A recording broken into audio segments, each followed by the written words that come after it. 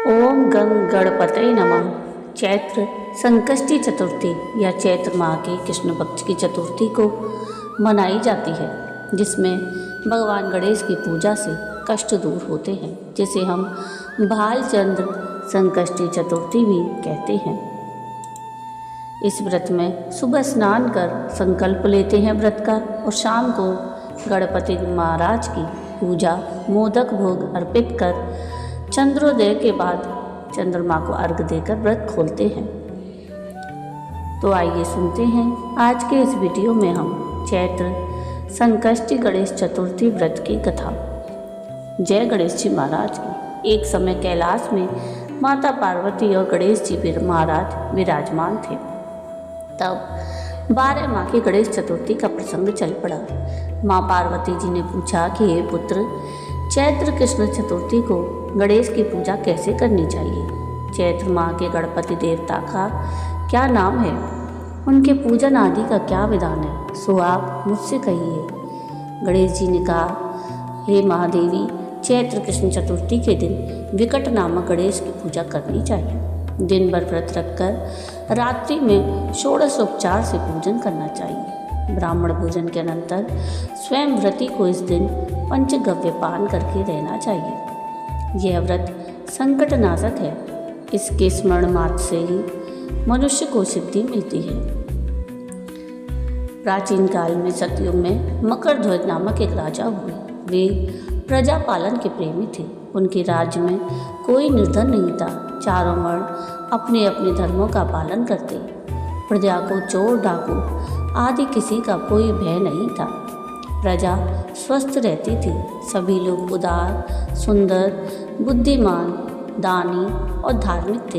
इतना सुंदर राज्य शासन होते हुए भी राजा को पुत्र की प्राप्ति नहीं हुई थी। तत्पश्चात महर्षि याज्ञवल्क्य की कृपा से उन्हें कालांतर में एक पुत्र की प्राप्ति हुई। राजा राज्य का भार अपने मंत्री धर्मपाल पर सौंपकर विविध प्रकार के खेल खिलौनों से अपने राजकुमार का पालन पोषण करने लगे। राज्य शासन हाथ में आ जाने के कारण मंत्री धर्मपाल धन धान्य द्वारा समृद्ध हो गए। मंत्री महोदय को एक से बढ़कर एक 5 पुत्र हुए। मंत्री पुत्रों का धूमधाम के साथ विवाह हुआ और वे सब धन का उपभोग करने लगे। मंत्री के सबसे छोटे बेटे की बहू अत्यंत धर्मपरायण थी। चैत्र कृष्ण की चतुर्थी आने पर उसने भक्तिपूर्वक गणेश जी की पूजा की। उसका पूजन और व्रत देखकर उसकी सास कहने लगी, अरे क्या तंत्र मंत्र द्वारा मेरे पुत्र को वश में करने का उपाय कर रही है? बार बार सास के निषेध किए जाने पर भी जब बहू नहीं मानी तो सास ने कहा, अरे दुष्टा, तू मेरी बात नहीं मान रही है। मैं पीट कर तुझे ठीक कर दूंगी। मुझे यह सब तांत्रिक अविचार पसंद नहीं है। इसके उत्तर में बहू ने कहा कि हे सासू माँ, मैं संकटनाशक गणेश जी का व्रत कर रही हूँ। यह व्रत अत्यंत फलदायक होता है। अपनी बहू की बात सुनकर उसने अपने बेटे से कहा, हे पुत्र, तेरी बहू जादू टोने पर उतर आगू हो गई है। मेरे कई बार मना करने पर भी वह दुराग्रह वश नहीं मान रही। इस दुष्टा को मार पीट के ठीक कर दो। मैं गणेश जी को नहीं जानती, ये कौन है और इसका व्रत कैसे होता है? हम लोग तो राजकुल के मनुष्य हैं, फिर हम लोगों की किस विपत्ति को ये नष्ट करेंगे? माता की प्रेरणा से उसने बहू को मारा पीटा। इतनी पीड़ा सहकर भी उसने व्रत किया। पूजन उपरांत वह गणेश जी का स्मरण करती हुई उनसे प्रार्थना करने लगी कि हे गणेश जी, हे जगतपति, आप हमारे सास ससुर को किसी प्रकार का कष्ट दीजिए। हे गणेश्वर, जिससे उनके मन में आपके प्रति भक्ति भाव जागृत हो। गणेश जी ने सबके देखते ही देखते राजकुमार का अपहरण करके मंत्री धर्मपाल के महल में छिपाकर रख दिया। बाद में उसके वस्त्र आभूषण आदि उतार कर राजमहल में फेंक दिए और स्वयं अंतर्ध्यान हो गए। इधर राजा ने अपने पुत्र को शीघ्रता से पुकारा, परंतु कोई प्रत्युत्तर ना मिला। फिर उन्होंने मंत्री के महल में जाकर पूछा कि मेरा राजकुमार कहाँ चला गया?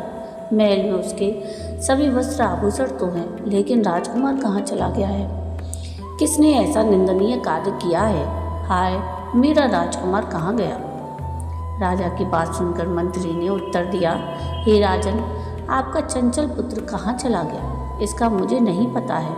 मैं अभी नगर, बाग बगीचे आदि सभी स्थानों में खोज कर आता हूँ। इसके बाद राजा नौकरों, सेवकों आदि से कहने लगे, हे अंगरक्षकों, मंत्रियों, मेरे पुत्र का शीघ्र पता लगाएं। राजा का आदेश पाकर दूत लोग सभी स्थानों में खोज करने लगे। जब कहीं भी पता ना लगा तो आकर राजा से डरते डरते निवेदन किया कि महाराज, अपहरणकारियों का कहीं सुराग नहीं मिला।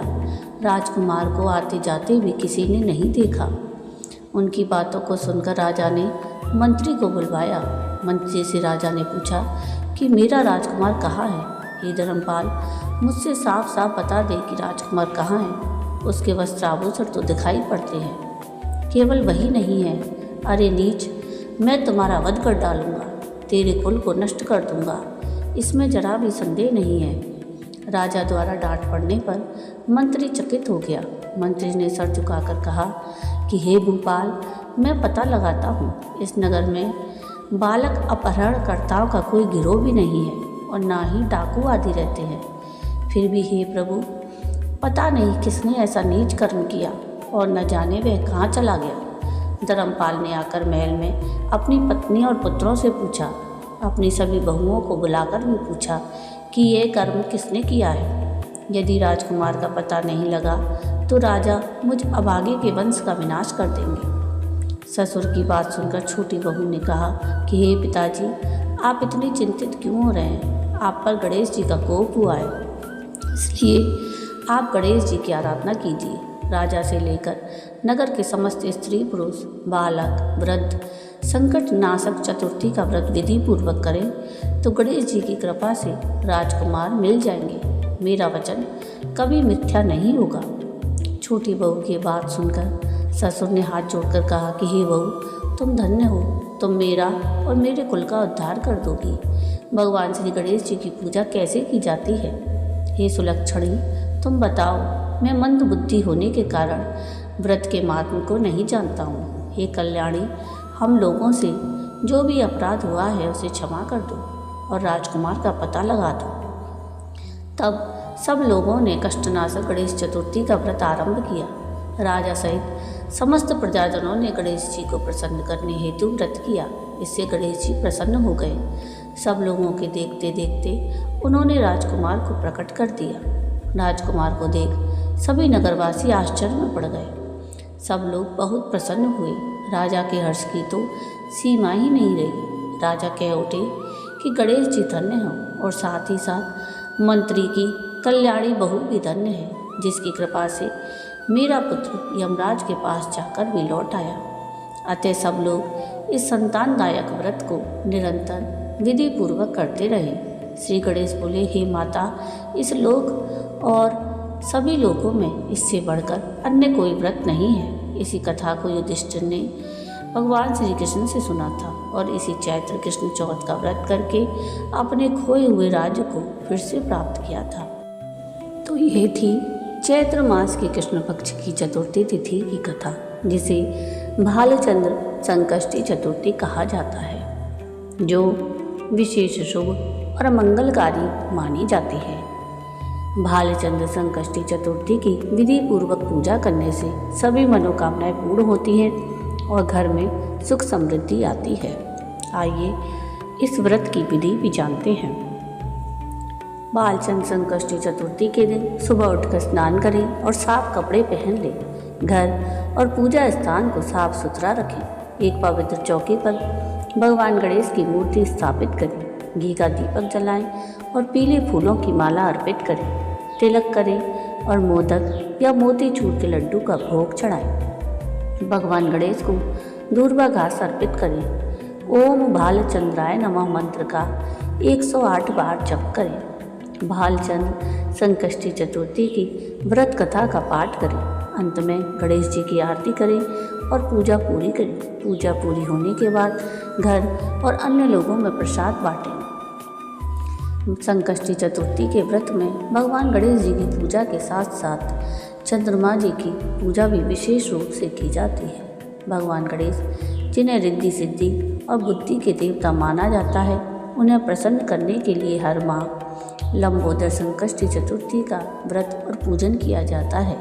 विशेष रूप से महिलाएं यह व्रत संतान की सलामती और परिवार की सुख समृद्धि के लिए यह व्रत करती हैं। आइए अब सुनते हैं भगवान गणेश की आरती। जय गणेश जय गणेश जय गणेश देवा, माता जाकी पार्वती पिता महादेवा। एक दंत दयावंत चार भुजाधारी, मस्तक सिंदूर सोहे मूसे की सवारी। पान चढ़े फूल चढ़े और चढ़ मेवा, लड़वन को भोग लगे संत कर सेवा। जय गणेश जय गणेश जय गणेश देवा, माता जाकी पार्वती पिता महादेवा। अंधन को आँख देत कोड़िन को काया, बाजन को पुत्र देत निर्धन को माया। सूर श्याम शरणाय छपल की सेवा, जय गणेश जय गणेश जय गणेश देवा। माता जाकी पार्वती पिता महादेवा। दीनन की लाज रखो शंभु सुतकारी, कामना को पूर्ण करो जय बलिहारी। जय गणेश जय गणेश जय गणेश देवा, माता जाकी पार्वती पिता महादेवा। बोलिए गणेश जी महाराज की जय। जय चंद्र देवता की, जय चौथ माता की। तो ये था आज का वीडियो। आपको आज का ये वीडियो कैसा लगा मुझे कमेंट करके ज़रूर बताइएगा। और अगर आपको आज का ये वीडियो पसंद आया हो तो प्लीज़ इसको लाइक शेयर ज़रूर कीजिएगा और प्लीज़ मेरे चैनल को सब्सक्राइब कीजिएगा और कमेंट में राधे राधे ज़रूर लिखिएगा। वीडियो पूरा देखने के लिए थैंक यू। राधे राधे।